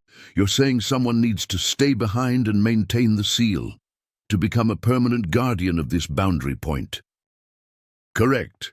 The key must be integrated with a compatible consciousness to ensure long-term stability." Meridian's form flickered dangerously, sections becoming transparent before reluctantly reconstituting. "My original directive was to fulfill this function, but my transition damage prevents effective integration." The realization struck Jack with absolute clarity. This had been his destiny all along. His family's century-long connection to this land, his grandfather's strange experiences, his own inexplicable bond with the property, all preparing for this moment when the Thornton bloodline would transition from unwitting guardians to conscious custodians of a cosmic boundary point. "I understand," Jack said, accepting the responsibility with the same quiet determination that had characterized generations of Thorntons facing impossible challenges. "Tell me what to do." Before Meridian could respond, the remaining opposition entities launched a coordinated final assault. Despite Reeves' continued quantum disruption strikes from beyond the perimeter, one entity broke through, moving with impossible speed directly toward Jack and the activated key. Meridian made his final choice in that moment, interposing himself between Jack and the attacking entity. "Complete the integration," he commanded as his form expanded to encompass the opposition force, creating a containment field using the last of his coherent energy. "The key will guide you," as Meridian sacrificed his remaining structural integrity to neutralize the immediate threat. Jack focused his consciousness fully on the key in his hands. The device responded by morphing once more, its physical form dissolving as it integrated directly with Jack's bioelectric field. Not a physical merger, but a quantum entanglement that transcended conventional boundaries between consciousness and technology. Knowledge flooded his awareness, the complete operational parameters of the key, the precise nature of dimensional boundaries, his new role as guardian of this specific confluence point. With this understanding came power, the ability to perceive and influence the quantum underpinnings of reality itself, limited specifically to maintaining proper separation between dimensional planes. Jack directed this newfound capacity toward the breach with absolute focus. His consciousness expanded beyond human limitations, yet anchored firmly in his connection to this land that generations of Thorntons had stewarded. The tier in reality responded, contracting rapidly until only a pinpoint of interdimensional energy remained, a controlled regulatory valve rather than a chaotic rupture. With a final surge of directed intent, Jack completed the sealing process. The breach collapsed entirely, dimensional boundaries reasserting their proper configuration and stability. The anomalous weather patterns surrounding the farm dissipated almost instantly, the blizzard returning to natural behavior as cosmic forces released their grip on local atmospheric conditions. As normal reality reasserted itself across the property, Jack felt his consciousness gradually returning to human parameters, expanded but no longer overwhelmed by direct connection to multiversal dynamics. The key's physical form had vanished, but its essence remained integrated with his bioelectric field, a permanent symbiotic relationship that would allow him to monitor and maintain the dimensional boundaries centered on his land. The opposition. Entities had vanished with the collapse of the breach, forcibly returned to their origin dimension by the sudden severing of transit pathways. Only scattered energy patterns remained, rapidly dissipating as they lost coherence in a dimension that could no longer support their alien configuration. Meridian 2 had disappeared, his final act of sacrifice consuming what remained of his structural integrity. Yet Jack sensed something of the Sentinel's essence had transferred during their final interaction, knowledge and perspective that would help guide his new role as guardian of the confluence point. As the energy dome surrounding the property dissolved, Jack saw military vehicles approaching cautiously, Colonel Reeves directing her team with characteristic precision despite the extraordinary circumstances they had just witnessed. Buddy appeared from behind one of the vehicles, breaking free from his handlers and racing across the snow-covered ground toward his master with joyful recognition. Jack knelt to embrace the border collie, feeling the dog's warmth and solid reality. As an anchor to the human world, he still inhabited, despite his transformed awareness. As Reeves approached, he rose to meet her, seeing new respect and cautious curiosity in her expression. "The breach is sealed," he said simply. "Permanently." Reeves studied him with the careful assessment of someone recognizing that the person before her had fundamentally changed. "And the key?" Jack touched his chest, where he could feel the gentle resonance of the integrated technology pulsing in harmony with his heartbeat. Doing exactly what it was designed to do, maintaining the boundary between dimensions. Just with a more local administrator now, understanding dawned in Reeves' expression. "You've become the guardian." "Apparently the job has been in my family for generations," Jack replied with a small smile. "We just didn't know we were applying for it." As military personnel secured the area and scientific teams began collecting data on the extraordinary events that had transpired, Jack looked across his property, the same land that had supported Thornton's for over a century, now revealed as a cosmic conjunction point of profound significance. The cattle would still need feeding, the fences still needed mending, and spring planting would arrive regardless of interdimensional crises. But now, beneath the ordinary rhythms of Montana farm life, Jack Thornton would carry the extraordinary responsibility of maintaining the boundary between worlds, a simple farmer whose act of basic human kindness during a blizzard had revealed his true cosmic purpose. Up next, you've got two more standout stories right on your screen. If this one hit the mark, you won't want to pass these up. Just click and check them out. And don't forget to subscribe and turn on the notification bell so you don't miss any upload from us.